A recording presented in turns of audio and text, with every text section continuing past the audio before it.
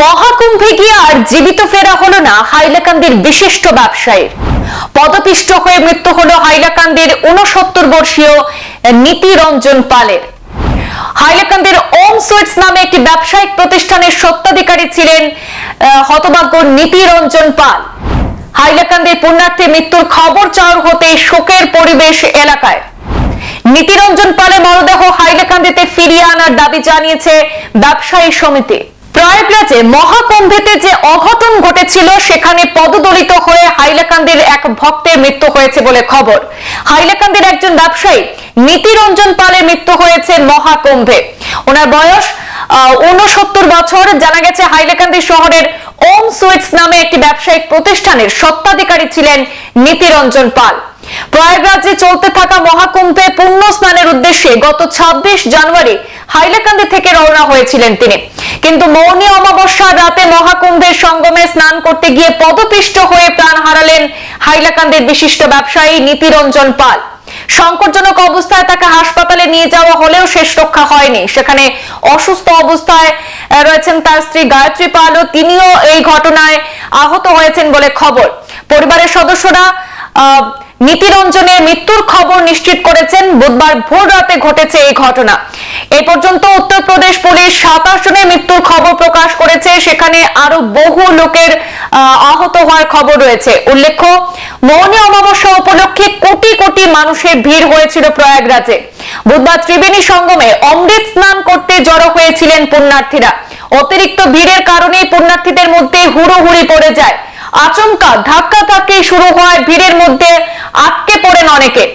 Barricade ভেঙে একে একে মাটিতে পড়ে যান অনেকে, আর সেই ভিড়ের মধ্যে চাপা পড়ে যান অনেক পুণ্যার্থী। তাদের মধ্যে ছিলেন হাইলাকান্দির ব্যবসায়ী নীতিরঞ্জন পাল। প্রয়াগরাজে মহাকুম্ভে পদপিষ্টের ঘটনায় অনেকের মৃত্যুর আশঙ্কা করা হচ্ছে। তবে উত্তরপ্রদেশ প্রশাসনের পক্ষ থেকে এখনো হতাহতের সংখ্যা স্পষ্ট করে জানানো হয়নি। তবে সূত্রের খবর যে এই পদপিষ্টের ঘটনায় এখনো পর্যন্ত ২০ জনের অধিক ব্যক্তির মৃত্যুর খবর পাওয়া গেছে। আহত হয়েছেন আরো বহু পুণ্যার্থী। আশঙ্কাজনক অবস্থায় চিকিৎসা চলছে অনেকের, নিখোঁজ রয়েছেন বহু। তার মধ্যেই রয়েছেন হাইলাকান্দি ব্যবসায়ী নীতিরঞ্জন পালের মৃত্যুর খবর। ব্যবসায়ী নীতিরঞ্জন গত ২৬ জানুয়ারি রবিবার মহাকুম্ভের উদ্দেশ্যে রওনা হয়েছিলেন। পরিবারের সদস্যরা তার মৃত্যুর খবর নিশ্চিত করেছেন। আমাদের হাতে ব্যবসায়ী সমিতির মন্তব্য রয়েছে সদস্যদের, আমরা শুনে নেব তাদের মুখ থেকে বিস্তারিত। আজকে আমরা শুনছি যে সকালে যে কুম্ভ মেলাতে গিয়েছিলেন আমাদের হাইলাকান্দির প্রখ্যাত ব্যবসায়ী নীতি পাল।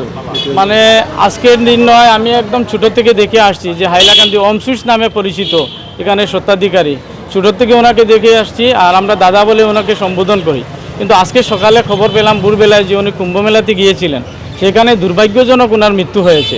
কিন্তু আমি সরকারের কাছে একটা আবেদন রাখছি যে মানুষের জন্ম হলে মৃত্যু তো হবেই, এটা আমরা জানি, কিন্তু সেইখান থেকে যদি এই ডেড বডিটা যদি গড়ে আসে বা আমাদের এখানের মানুষের যদি হাইলাকান্দি যদি আসে ওনার গড়ে, তাহলে মনে একটু লাগবে যে ওনার মৃত্যু হয়েছে। কিন্তু আমরা পরিবারের পক্ষ থেকে যদি শেষ সন্ধান যদি দেওয়া যায় সেখানে, বা আমরা হাইলাকান্দির ইমান সম্প্রদায়ের মানুষ আছে সবাই ওনাকে ব্যক্তিগত হিসাবে আমরা ভালো পাই। তার জন্য আমি সরকারের কাছে আবেদন জানাবো যে ওনার ডেড বডিটা যদি হাইলাকান্দি থেকে আসে, তার জন্য আমি আবেদন করছি হাইলাকান্দি জেলার থেকে।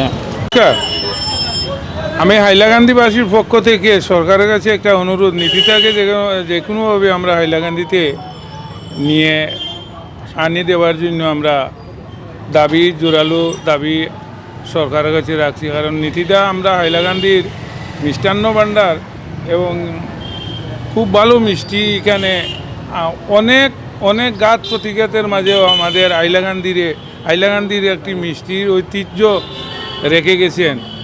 আর জন্মিলে তো মৃত্যুই হয়, কিন্তু এটা দুর্ভাগ্য যে উনি একটা তীর্থস্থানে গিয়ে হয়তো চাপা পড়ে মারা গেছেন, স্বাভাবিক মৃত্যু হবে না আর কি।